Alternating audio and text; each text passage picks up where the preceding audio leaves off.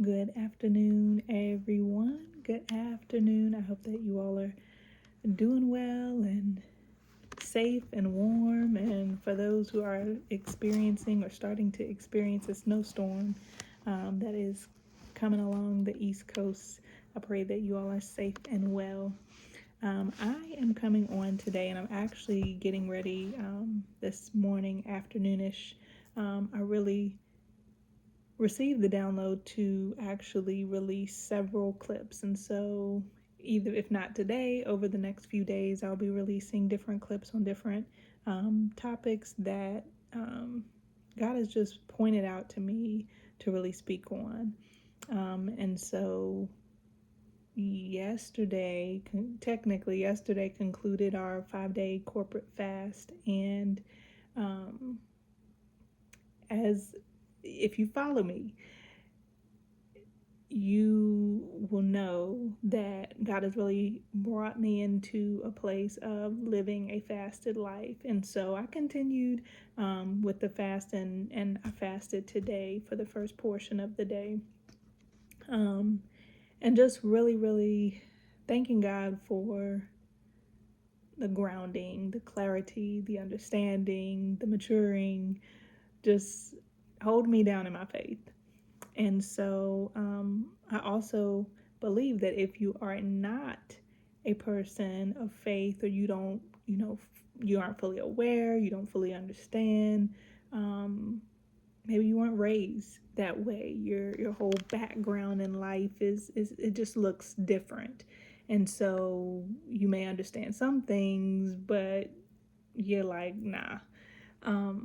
Hold on. I ask you to hold on, hang in there, because this time and this day and this season of faith, absolutely, of course, it's for the believer, but he came for the unbelievers. He came for the ones who weren't saved. And so it is my heart's desire and my prayer that if you are not saved, that you come into the reality that something that I say or drop, even if it's just a seed that I'm sowing, that something that I say can touch you in a way that you're like, okay, hold on, wait a minute. I gotta find out who is this guy that she's talking about, or that it pulls you even deeper into your faith, or helps your roots to run deeper and be more anchored in your faith. And so today I am going to share this first part. I'm going to share about a testimony that I have from some years ago, and I've talked about it briefly in one of my other clips, but at the time that it happened, I didn't really go into the full of everything. I didn't really tell my testimony like hot and fresh like I probably should have, and I'll speak to that a little bit in here as well. But it's come back to mind through the years, and I'm like, okay, God, I gotta share his testimony. Like, it's too good. Our boss always says, okay, like if something is really, really good, you know, it's too good to not share. What you gonna do if you go to a restaurant that's good? You're gonna share. How much more our faith? How much more when it's something that literally could save someone's life? How much more are we commissioned to share? Whether that's someone that is deep in faith, or fresh new in faith, or seasoned in faith, at any and every level, like, we have to share the gospel, and the gospel really is our life. It's the way we live our life. It's how we follow Christ. It's the integrity we live in. It's the character we display. It's how we bless people day in, day out. And so I want to encourage you today. I have talked about as well how and so I've got this might be moving a little bit because I've got my computer up, but I have talked a little bit at different times about how I, through the years, have done coaching, life coaching, mentoring, counseling, you name it, whatever you want to call it. And then now, after being single for 17 plus years, a single mom as well for 17 plus years, and coming into marriage, now I do wife coaching. And so it's all needed. Absolutely every part of it is needed, from the counseling to the coaching to the mentoring. It's all needed. And so I would say, for those who are skeptical about any of it, don't knock it till you try it. So I pray that if you are in need of something, if you are in need of healing, clarity, direction, that God would send you to the right person or bring the right person into your path so that you can be just shored up in your life and healed, matured, strengthened, that you can grow in your life as an individual first and in your faith. And so I'm going to read from the scripture. In one of my sessions, I actually, the scripture part of it came to mind, but I also could kind of get a visual of it. And the visual and the scripture part that I got was where the Spirit of God was hovering over the face of the waters. And that was all I knew. I didn't know exactly where. And of course, we know that comes from Genesis 1. And so our apostle, his wife, they're both apostles who I do coaching and mentoring with. She broke that thing down for me, and really we expanded on it. And so I'm going to read this. So it's Genesis. It comes from Genesis 1. And in it, get that. And in it says, "In the beginning, God created the heavens and the earth. Now the earth was formless and empty. Darkness was over the surface of the deep, and the Spirit of God was hovering over the waters." And so I'm going to stop right there, and I'll read that again. This is Genesis 1 out of the Bible. "In the beginning, God created the heavens and the earth. Now the earth was formless and empty. Darkness was over the surface of the deep, and the Spirit of God was hovering over the waters." And so at that time when I did this had this session, how this came to mind was that I was really in a point in a time where it was God, like, what in the world is happening? What in the world is happening? Like, what's going on in life? Like, none of this makes sense. I mean, it looks impossible from every angle. It looks crazy. It looks like a mess. It looks like none of what you said.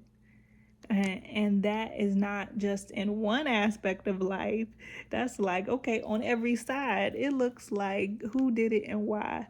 And when you're just in a place of like feeling like you can't make sense of anything, and it seems to kind of all hit you all at once. And it's not just a one like short, like when it seems long, drawn out, what the world is going on. And so this is the scripture that came to mind. And this was the beginning of creation. This was the beginning of creation. And so, and I'll just read 3. I won't read all of it, but when you have time, take the time to read Genesis 1 and to go into the other scriptures. But just know that from this was the beginning of creation. And so the verse 3 says, "And God said, let there be light, and there was light. God saw that the light was good." And so this was after the Spirit of God was hovering over the waters. "And God said, let there be light, and there was light. God saw that the light was good, and he separated the light from darkness. God called the light day, and the darkness he called night. And there was evening, and there was morning the first day." And so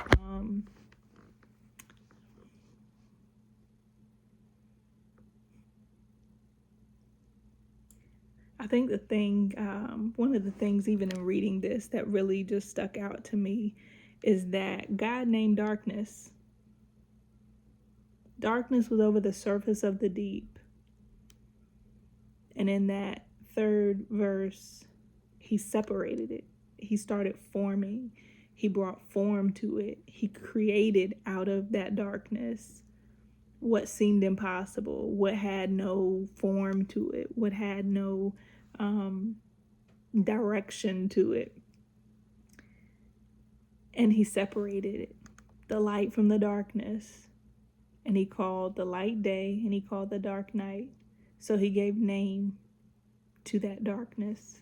He gave definition to what that darkness was. And so I just believe by faith that anything that you may be going through at this time, that God would he would encourage your heart, encourage your mind, encourage your spirit, encourage your soul that that he's with you and he's for you and he's not against you. And so I pray that you are encouraged by that. My screen is doing something wonky, so I'm trying to get that, but I'm not going to stop this mission. Okay, so I will preference this. So the story. So back in, I'll say probably, I think it's about 5 years ago now, almost. We were in the midst of COVID, and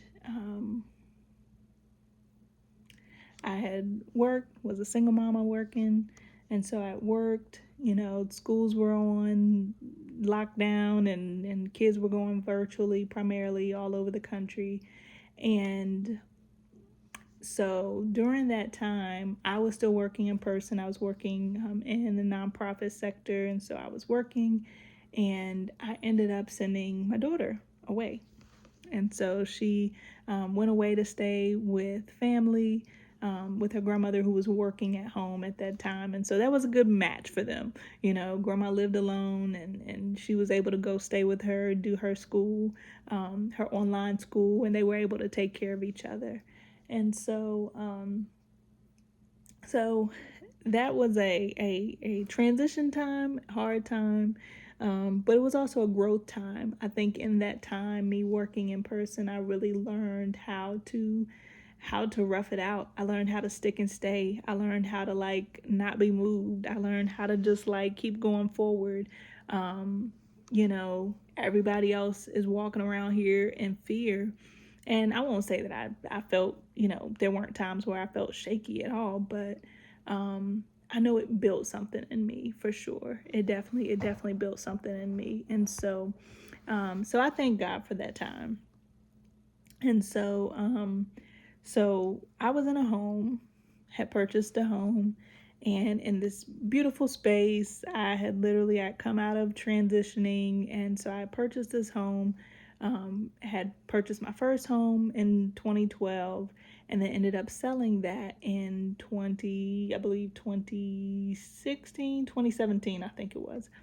And so I was believing God to be able to stop commuting and to come back into town. And so that all took place. God gave me, and every story, I really got to probably break down every story because every story is just power packed.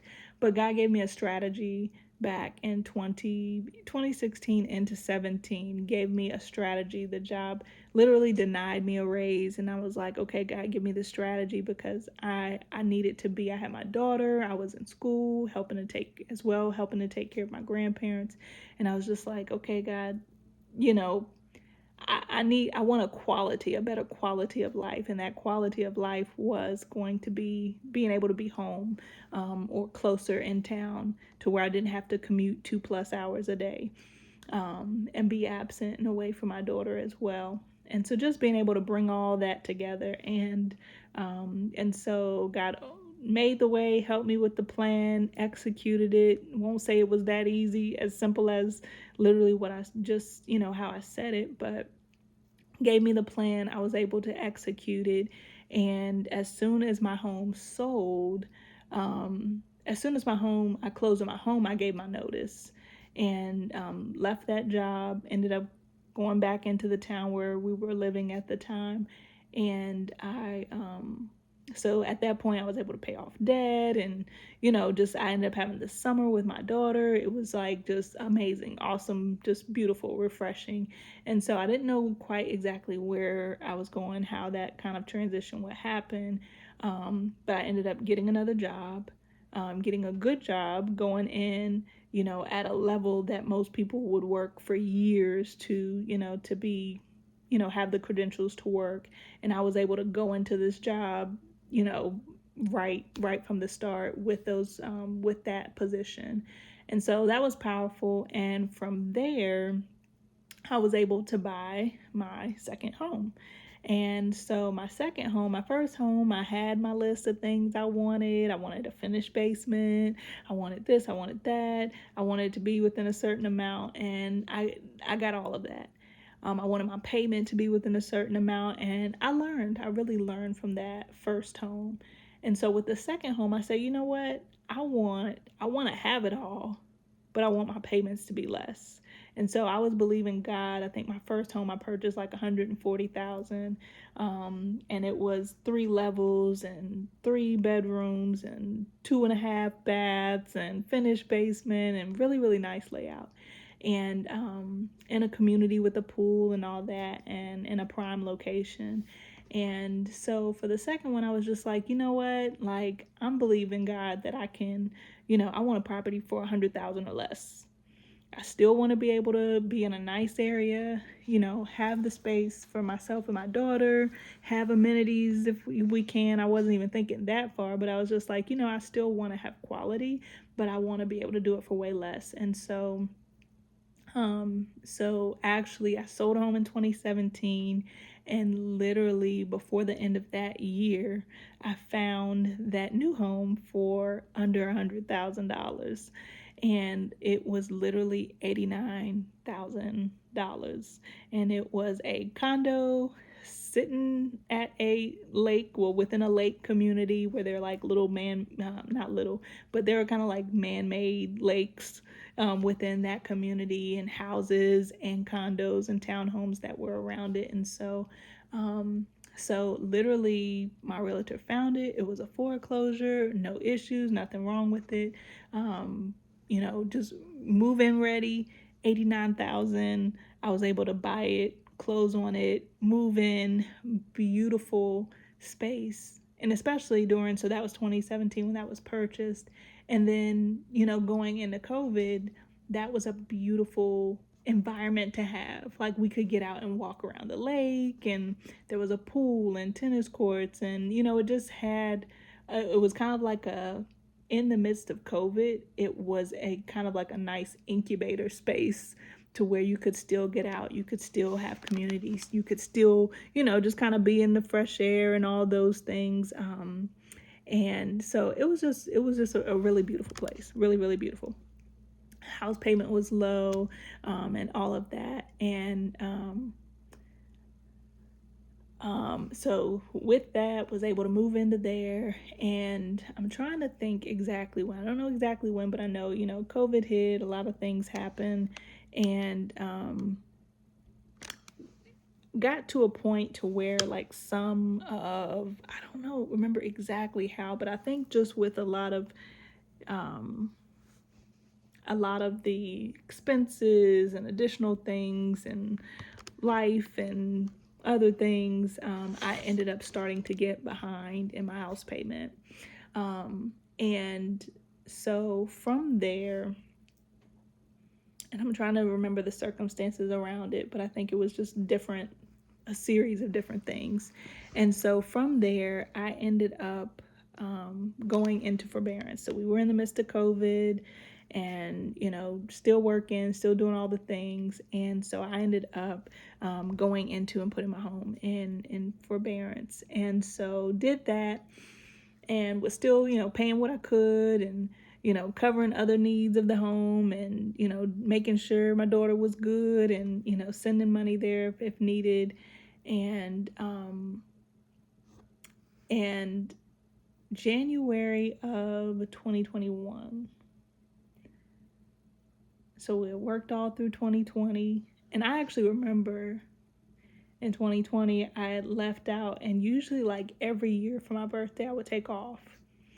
And I remember I took off, and usually there's a kind of like I don't want to say a theme around it, but God will just kind of like minister, to me. And so when I literally shift kind of into that new age or that new year, I will God will kind of give me that clarity of what's next and what's happening.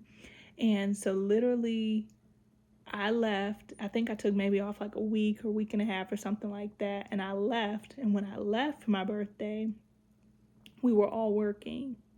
When I came back for my birthday, everything in the country had shut down and everything was different.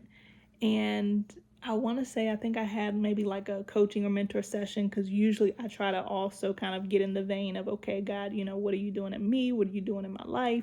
Like, what do I need to be doing? How can I, shift whatever I need to do for this season of my life? What are you doing? And so part of that, I remember the feeling that I had was just kind of one of, I really just wanted to almost, I think, like shut it all down. And I was just like, okay, like if I could just really get back to a place where it was like me and God, like just being able to have that, closeness in that time, to where even with church, to like, not that the church is shut down, but to where literally it just, I trying to remember exactly what I had sensed and felt in that time, and I'm sure I have it written somewhere.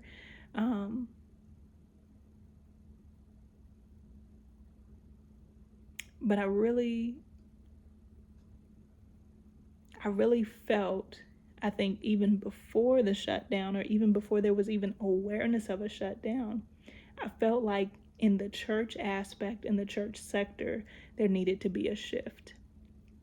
And so I think I felt that shift before the shift even happened, or before I was even aware of that. And then I literally go out for my birthday and come back. And as I come back, like everything had shut down. And so in-person school and, church, and I mean, everything had literally just shifted. Like that's when COVID literally broke out while I was off that week.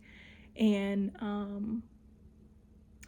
so that led on a journey of, I'll say, so that led on a journey, lots of winds, changes, we all know that, many things that we had to come through and weather, and it was a very trying time. And January of the following year, 21, so my grandmother was in a nursing care facility, rehabilitation, almost like facility. But this was more like a long-term home stay, so that her medical needs could be, addressed and taken care of daily. And she had gone all through 2020, and no COVID. She was good. They were on lockdown, and then January 2021, in lockdown, she gets COVID. And so she had some pre-existing things, conditions, and so that just caused her condition to go down. And we, because it was on lockdown, they had different protocols and things, so I don't think we weren't as freely able to see her.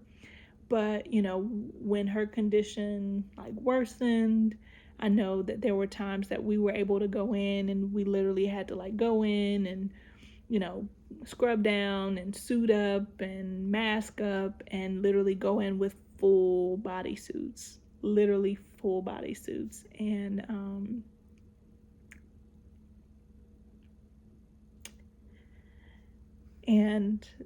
I know this is long. Hang in here with me, because I'm telling you, we're going somewhere. In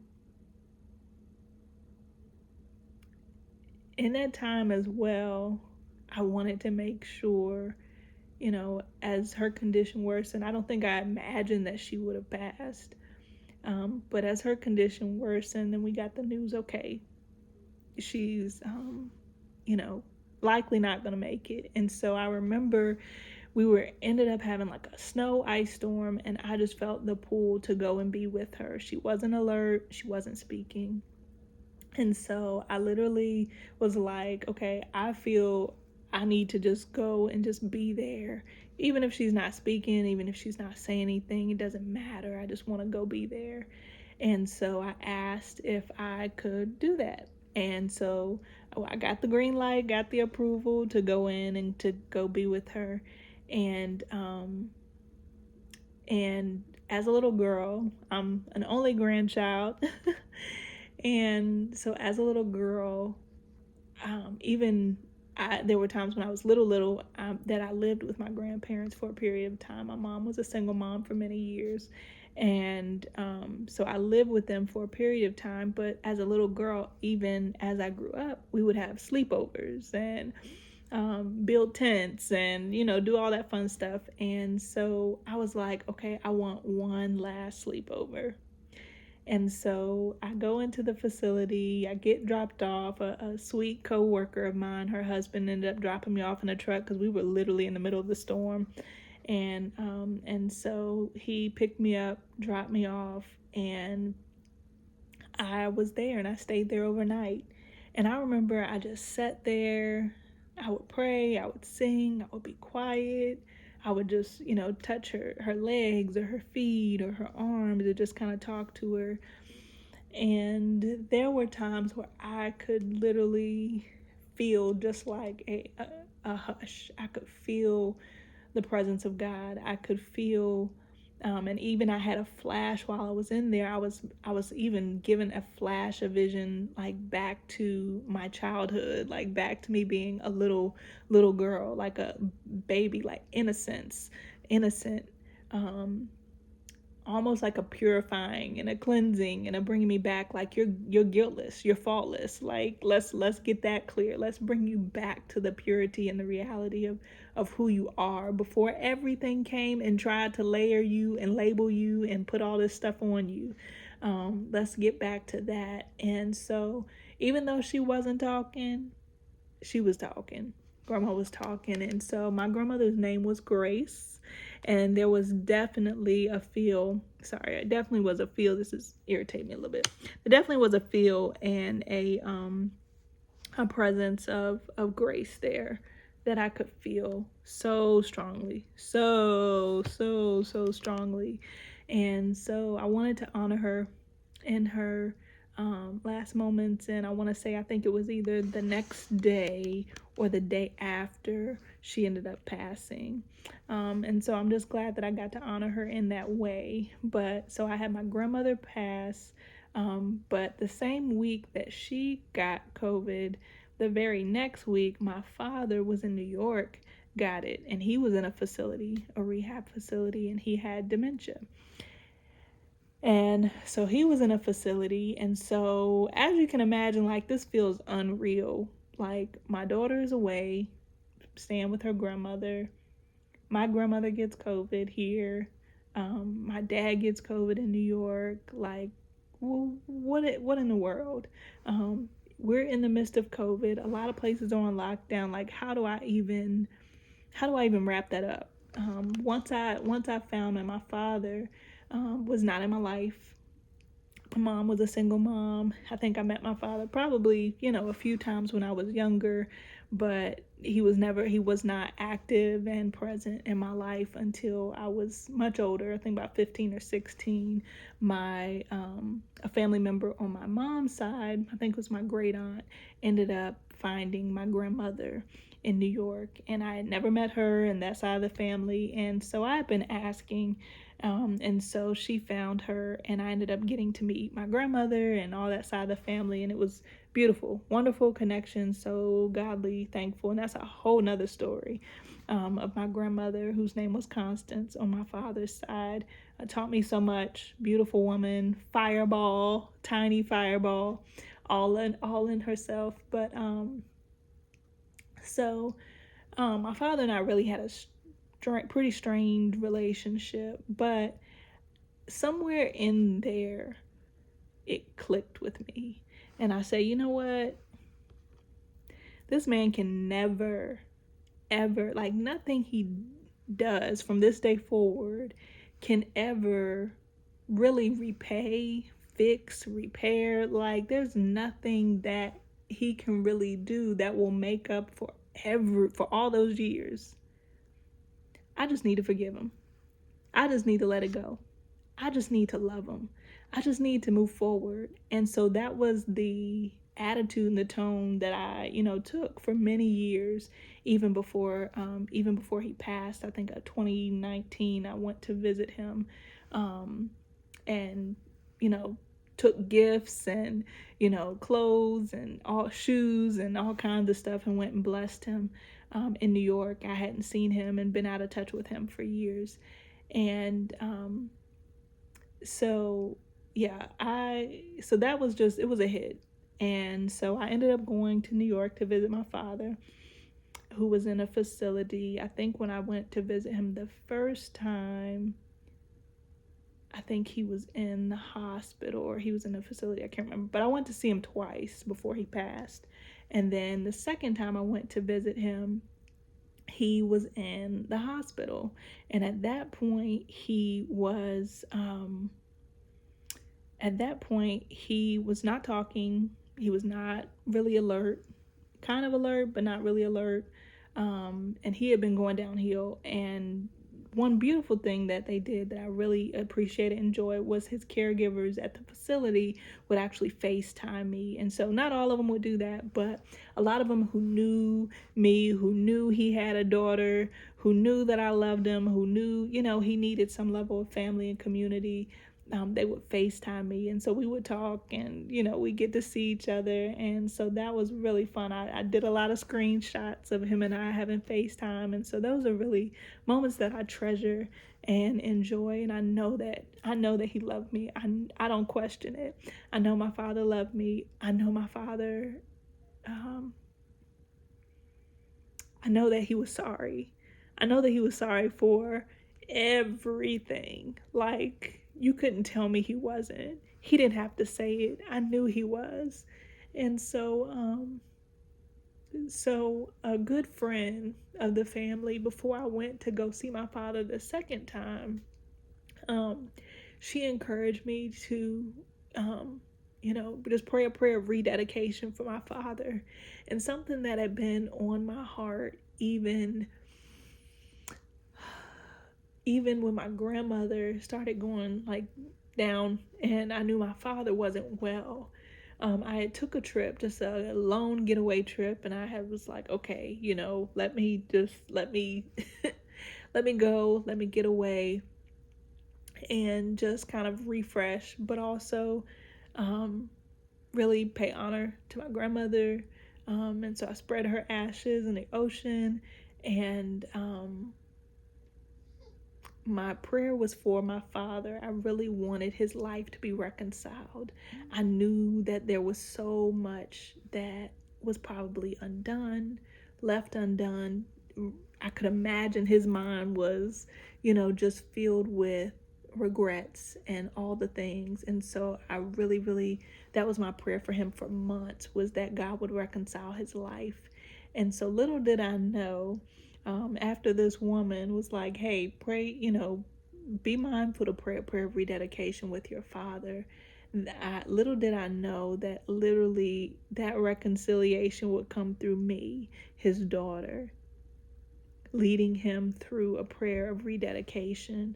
And so I got to pray that prayer with him literally while he was on that bed in the hospital before he passed. I was able to pray a prayer of rededication. And I was able to tell my father, rest. I was just like, Dad, rest. I was like, nothing else matters. All is forgiven. And so it wasn't just for me. I felt that as well for life. I just felt rest. Like nothing else matters. You're loved. You're forgiven. Rest. And I could sense and tell that mentally he was washed. And so that was just, it was a beautiful moment. And after I prayed the prayer, he actually pulled my hand. He couldn't speak, but I remember him actually almost like moaning in agreement during the prayer. And he pulled my hand after the prayer, kind of pulled it a little bit, and I pulled it the rest of the way because he was very weak. And he pulled my hand to his mouth and he kissed my hand. And so that was big. If that didn't seal, settle, say a whole paragraph, that it said a whole book. It said a whole book. that me, this little girl, who didn't have her father in her life, was able to lead her father back to Christ as an old man on his bed that he wouldn't come out of and get up from, but that I could literally help him heal, help him cleanse his heart, and help him come back to Christ so that he could be in right standing, so that he could be at peace, and so that his salvation and his spirit and his soul could be forever sealed. And so that was huge. And so this is absolutely just the first part of this massive testimony. It's the first part. It's just the first part. So hold on. Make sure you check in to part 2.